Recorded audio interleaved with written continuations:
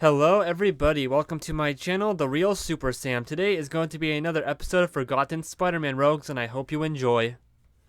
Finally, I'm going to be looking at the history of Hypno-Hustler, one of the most well-known laughable Spider-Man villains.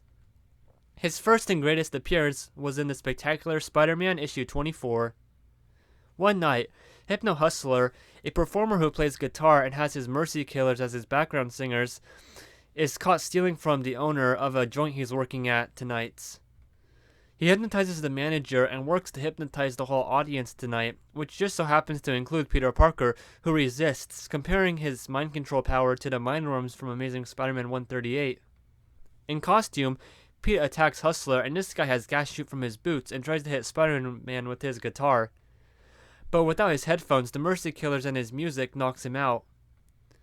His next appearance was decades later in Spider-Man's Tangled Web 16 and 17. In this story, in prison, he helps Tombstone get revenge on the Kangaroo. He then was in Spider-Man Unlimited Volume 3, Issue 12.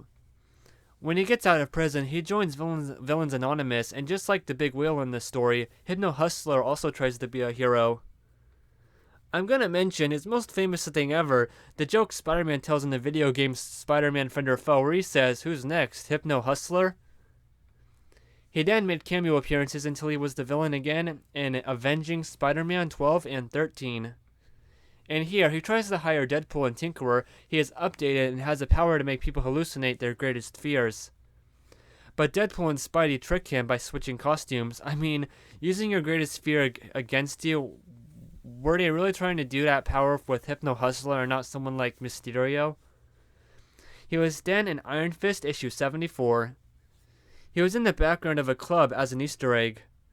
After that, he was just in Amazing Spider-Man Volume 5 issue 19.H as an Easter egg again. Anyway, Hypno-Hustler, a rogue every Spidey fan makes fun of, and yeah, I think it's mostly because of his look. I mean, he just looks ridiculous with that hair and then having a purple or pink guitar and belt.